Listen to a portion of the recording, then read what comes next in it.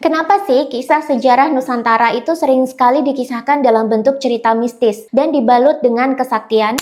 Kisah-kisah mistis ini sering banget kita temui dalam literatur kuno. Salah satunya Darmo Gandul yang kontroversial ini. Di dalam kitab ini sebenarnya kalau dibaca itu syarat dengan kisah-kisah mistis dan penuh kesaktian. Meskipun tampak fantastis, tapi nyatanya kisah ini masih sering dipertimbangkan untuk menjadi rujukan sejarah oleh beberapa pihak. Untuk bisa memahaminya, kalian juga harus menerapkan ilmu tafsir bahasa dan juga pemahaman filsafat. Karena pada dasarnya leluhur Jawa di zaman dulu itu adalah orang-orang dengan tingkat filosofi yang tinggi. Karena itu banyak sekali kisah-kisah filosofis dalam sejarah negeri kita. Kalau langsung dicerna begitu saja, terutama kalau disalahpahami oleh orang-orang dengan literasi dan kecerdasan intelektual yang rendah, tentu karya-karya leluhur di zaman dulu hanya akan ditelan mentah-mentah begitu saja dan berakhir sebagai bahan ejekan semata karena dianggap tidak masuk akal dan tidak relevan dengan perkembangan zaman. Beberapa kisah mistis ini juga terkandung dalam kitab Darmo Gandul ini. Contohnya Sabdo Palonage Janji. Lalu ada juga kisah Buta Locaya yang seorang raja jin sedang berdebat dengan salah satu wali songo. Kemudian di sini juga ada banyak sekali kisah-kisah tokoh yang dikabarkan moksa. Moksa dalam tradisi Hindu, Buddha, dan Jawa kuno adalah hal yang biasa, walaupun masih terkesan mistis. Tapi bagi agama-agama lain dan bagi kebudayaan ilmiah modern, moksa tentu saja tidak diakui. Lalu kenapa sih kisah-kisah sejarah di zaman dulu itu diucapkan dengan sangat mistis dan banyak sekali dibalut dengan kisah-kisah kesaktian? Ini karena di zaman dulu dokumentasi sejarah tidak selengkap dan tidak semudah di zaman sekarang. Zaman dulu belum ada mesin cetak yang bisa mencetak ribuan buku dalam sebulan. Zaman dulu belum ada internet yang bisa menyebarkan informasi secara cepat dan menyimpannya selama bertahun-tahun di server. Zaman dulu belum ada kamera yang bisa memotret dan mendokumentasikan semua kegiatan-kegiatan raja. Zaman dulu sangat sulit untuk mendokumentasikan pengetahuan dan informasi sejarah. Tapi yang namanya sejarah tetap tidak boleh dibiarkan menghilang begitu saja. Akhirnya leluhur tahu cara abadi untuk menyimpan sejarah adalah melalui pikiran bawah sadar manusia. Dan ini harus memasukkan unsur emosi, visual, dan fantastisme supaya menjadi anchor dalam pikiran manusia. Itulah kenapa kemudian lahir tokoh-tokoh mistis, sakti, dan menggugah emosi dalam kisah-kisah sejarah. Dan banyak sekali kisah-kisah kesaktian dimunculkan untuk menggugah ketakutan, keseganan, dan kekaguman akan kebesaran kejadian di masa lalu. Lalu, kisah ini menjadi menarik untuk diceritakan turun-temurun ke anak cucu rakyat hingga akhirnya abadi betulan sampai sekarang.